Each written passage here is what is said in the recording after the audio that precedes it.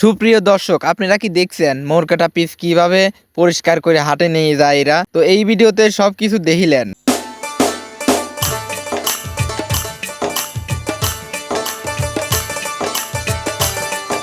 জীবন এ বড় বাগা জীবন জীবন ডলা দা জীবন